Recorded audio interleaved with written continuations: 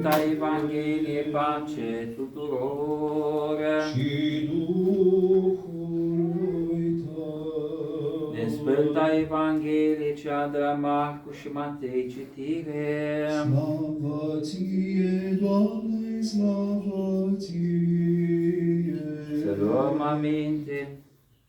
În vremea aceea a venit un om la Iisus și îngenunchind înaintea lui a zis: Învățătorule, am adus la tine pe fiul meu care are un duh mut și oriunde la apucă îl zdrobește și face spume la gură și scrâșnește din dinți și înțepenește. Și am rugat pe ucenicii tăi să-l scoată, dar nu au putut. Atunci el, răspunzând lor, a zis: O neam necredincios, până când voi fi cu voi, până când vă voi răda pe voi, aduceți-l la mine. Și l-au adus la dânsul, dar Duhul, văzându-l pe Iisus, îndată l-a scuturat pe copil și acesta, căzând la pământ, se tăvălea și spumega. Și l-a întrebat pe tatăl copilului câtă vreme este de când i-a venit aceasta. Iar el a răspuns: din copilărie, și de multe ori l-a aruncat și în foc și în apă ca să-l piardă. Iar de poți ceva, ajută-ne nouă, fie-ți milă de noi. Iar Iisus i-a zis: de poți crede, toate sunt cu putință pentru cel credincios. Atunci tatăl copilului a strigat cu lacrimi și a zis: Cred, Doamne, ajută-ne credinței mele. Văzând că de nevală poporul, Iisus a certat duhul cel necurat, zicându-i: Duh mut și surd, eu îți poruncesc, ieși afară din copil să nu mai intri în dânsul. Atunci Duhul, răcnind și scuturându-l cu putere, a ieșit afară, iar copilul a rămas ca mort, încât mulți ziceau că a murit. Dar Iisus, apucându-l de mână, l-a ridicat, iar el s-a sculat în picioare. După ce a intrat Iisus în casă, ucenicii săi l-au întrebat deoparte: pentru ce noi n-am putut să-l izgonim? Iar dânsul a zis: acest neam de diavol cu nimic nu poate fi izgonit, decât numai cu rugăciune și cu post. Ieșind apoi de acolo, treceau ei prin Galileea, iar Iisus nu voia să știe nimeni, căci învăța pe ucenicii săi și le spunea că Fiul omului se va da în mâinile oamenilor și îl vor omorâ, iar după ce îl vor omorâ, a treia zi va învia. Dar ei nu înțelegeau cuvântul și se temeau să-l întrebe. În vremea aceea, după Iisus, au mers noroade multe din Galileea, din Decapole, din Ierusalim, din Iudeea și de dincolo de Iordan. Iisus, văzând mulțimile, s-a suit pe munte, așezut jos și ucenicii săi au venit lângă dânsul, iar el, deschizându-și gura sa, învăța zicând: fericiți cei săraci cu Duhul, căci a lor este împărăția cerurilor. Fericiți cei ce plâng, căci aceia se vor mângâia. Fericiți cei blânzi, căci aceia vor moșteni pământul. Fericiți cei ce flămânzesc și însetează de dreptate, căci aceia se vor sătura. Fericiți cei milostivi, căci aceia se vor milui. Fericiți cei curați cu inima, căci aceia vor vedea pe Dumnezeu. Fericiți păcătorii de pace, căci aceia fiii lui Dumnezeu se vor chema. Fericiți cei prigoniți pentru dreptate, căci a lor este împărăția cerurilor. Fericiți veți fi voi când din pricina mea vă vor ocărî și vă vor prigoni și mințind vor zice tot cuvântul rău împotriva voastră. Bucurați-vă și vă veseliți,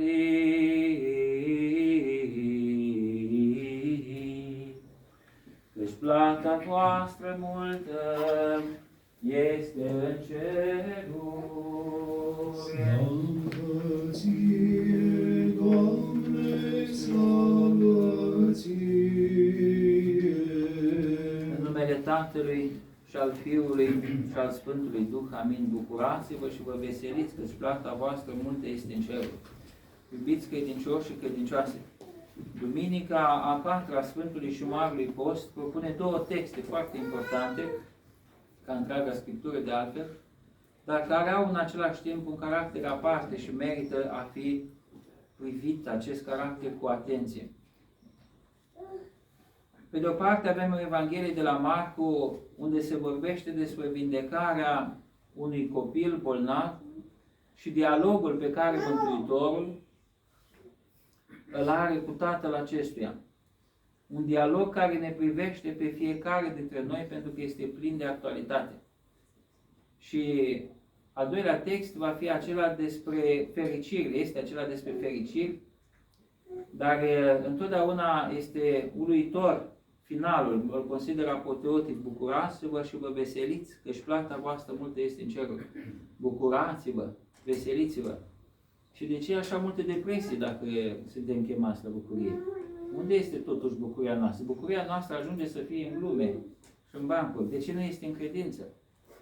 De ce atunci când vorbim despre credința noastră în Iisus Hristos, zici că suntem mizantropi? Așa, colțurile gurii se duc mult în jos. Ce se întâmplă cu noi? Unde este bucurați-vă și vă veseliți? Credința ortodoxă este, cum spunea Părintele Stăniloae, în 7 dimineți cu Părintele Stăniloae, lumina cea mai puternică din rai. Revenind la primul text, vom spune în felul următor: acest eveniment al vindecării copilului demonizat pune în fața noastră tuturor o mare problemă și de aceea spuneam că are un caracter aparte, pentru că insistă asupra unei realități extrem de intense și de acute în viața noastră. Câtă credință avem în Dumnezeu? Sau ce înțelegem prin credință? Și cel care vrea să înțeleagă acest substantiv, o credință, sau două credințe, sau trei, fiecare are o credință în Dumnezeu. Să spunem în primul rând următorul lucru: nu există credință în Dumnezeu mai puternică, mai frumoasă, autentică și curată decât ortodoxia. Ne doare să spunem lucrul acesta vis-a-vis de cei care, și respectăm pe cei care au alte opinii și alte credințe și alte religii. Dar credința noastră nu este una între altele, ci este credința cu articolul hotărât. Și de unde știm aceasta? Pentru că întreaga credință ortodoxă are sistemul radicular într-o scriptură tâlcuită, atenție, interpretată de Sfinții Părinți, adică de cei care au trăit viața după comandamentele Scripturii. Este un lucru extraordinar de important. Oricine poate citi Scriptura. Și dacă mergem la orice librărie, laică sau religioasă, avem acest text sacru la îndemână, pentru 70-80 de lei. Problema nu apare când citești, problema când apare când interpretezi tu de capul tău. Pentru că, 1. Neavând perspectivă de ansamblu, riști să interpretezi Scriptura de la firul ierbii. Și într-un fel se vede gazonul de la firul ierbii, într-un fel îl vede furnica și într-un fel îl vede cel de la peluză. Același gazon, două realități. De ce spun aceste lucruri? Pentru că Scriptura are o forță și se dezvăluie ca diamantul acela cu nemăsurate fețe. Dacă îl întorci spre diferite persoane, fiecare va vedea altfel strălucind acea piatră din carbon. Așa este Scriptura. Nu există o interpretare unică. De aceea, ca să citești, ai binecuvântare. Ca să interpretezi, trebuie neapărat să ții cont de ceea ce au spus alții, care au filtrat prin propria lor persoană, experiind, adică trăind și asumând adevărul, în așa fel încât Dumnezeu le-a descoperit acelora care este sensul cuvintelor. Amintiți-vă de evenimentul acela de după învierea Domnului, când cei doi ucenici mergeau la Emaus. Abia când Hristos le-a deschis mintea. Deci au priceput Scripturile. Deci Scriptura se citește prin deschiderea minții, iar deschiderea minții, paradoxal, o face plecarea genunchilor și împărtășania. Spuneam despre acest text, nu să-l reluăm. Ați auzit. Dar Tatăl spune un lucru care este paradigmatic pentru noi. De ce spun paradigmatic? Adică e un model de gândire. Ce spune? Ajută, cred, Doamne, și după aceea e paradoxal, ajută necredinței. Cum se împacă cele două? Și ca să înțelegem ce este credința, să citiți și dumneavoastră acasă ceea ce o să facem și noi acum câteva pasaje din Epistola către Evrei, a Sfântului Apostol Pavel. Evrei, este ultima din epistolele pauline, a 14. Și în capitolul 11, gândiți-vă că ați avut 10 totdeauna pe la școală și mai puneți un punct din oficiu. Și atunci nu o să uitați ce capitol, o să aveți acasă de citit. Tot capitolul acesta citiți-l și o să vedeți ce înțelege Scriptura prin credință, nu ceea ce tâlcuim noi în viața de zi cu zi prin acest verb, a crede sau substantiv credință. Și iată ce spune felul următor Sfântul Apostol Pavel: iar credința este încredințarea celor nădăjduite, dovedirea lucrurilor celor nevăzute. Adică e absurdă. Asta este credința noastră. Credința în Dumnezeu este o credință absurdă pentru logica newtoniană, pentru logica carteziană, pentru logica aceasta circumscrisă acestei planete. Credința în Dumnezeu este să ai o convingere a ceea ce nu se vede, a ceea ce nu poți să-i demonstrezi nimănui. Și spune mai departe așa: prin această credință cei din vechime au dat buna lor mărturie. Prin credință înțelegem că s-au întemeiat veacurile prin cuvântul lui Dumnezeu, de s-au făcut din nimic cele ce se văd. Ați auzit ce spune? Prin credință noi primim creaționismul. Nu avem dovezi decât textul Scripturii, care se impune de la sine pentru cel credincios.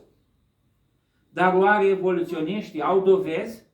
Să fim serioși, citiți cartea lui Serafim Roz, citiți cartea Facerii și o să vedeți că acest om care a crezut în creaționism, la un moment dat, el însuși, ca om de știință, își pune niște întrebări la care nimeni nu a avut cum să mai răspundă. Tot evoluționismul stă într-o convingere sau într-o credință că omul se trage din primate. Dar nu există dovezi.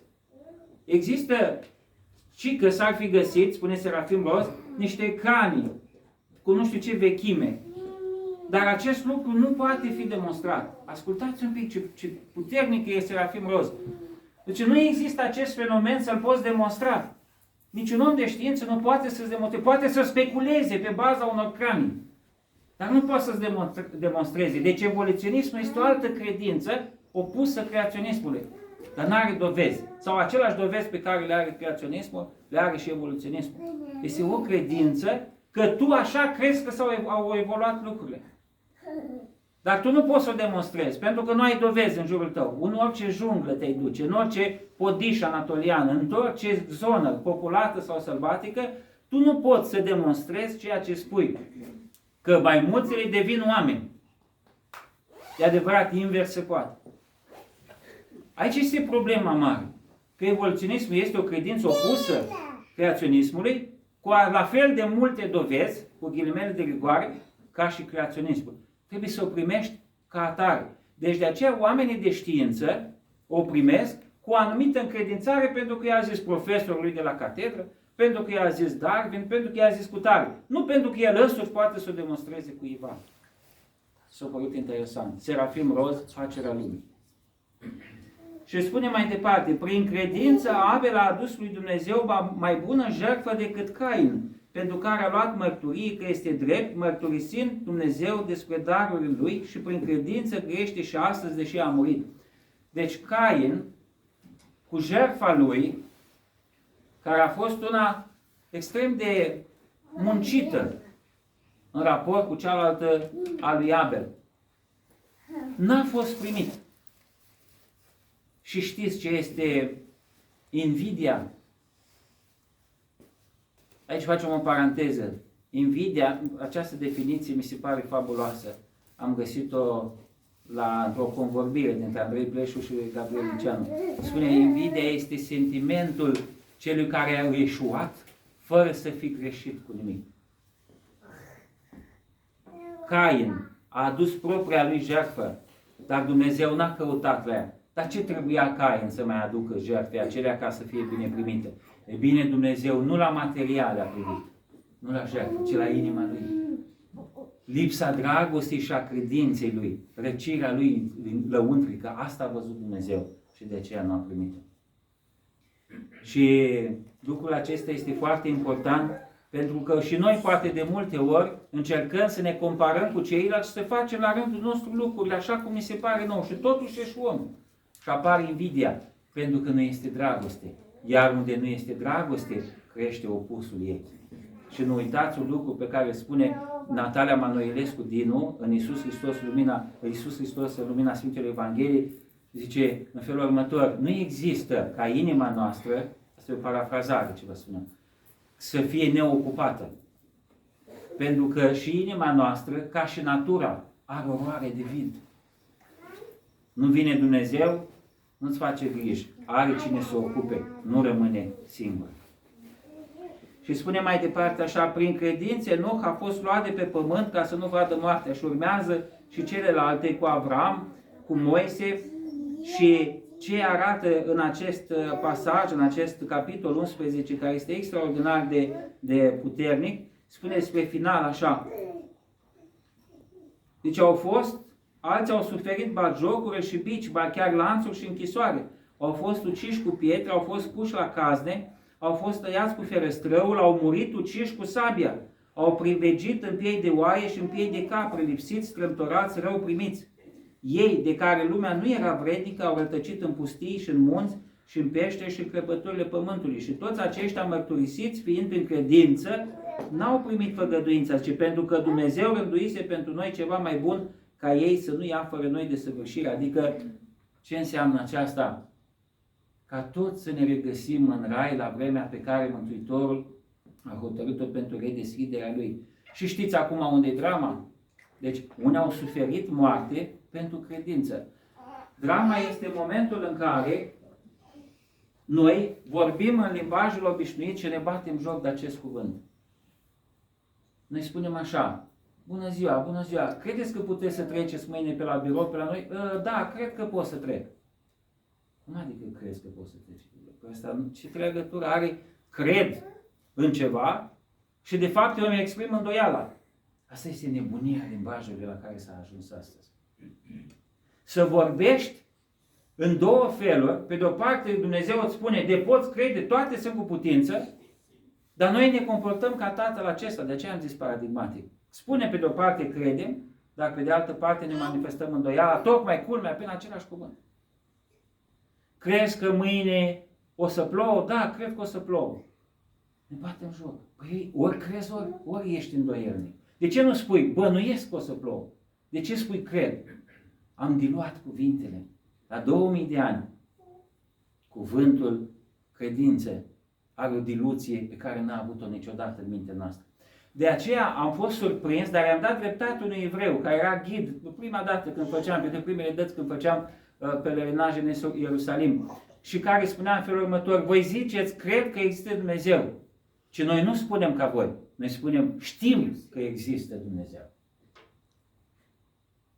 Cu alte cuvinte, să învățăm și noi astăzi să recalibrăm vocabularul nostru și să fim atenți, pentru că cuvintele creează realități.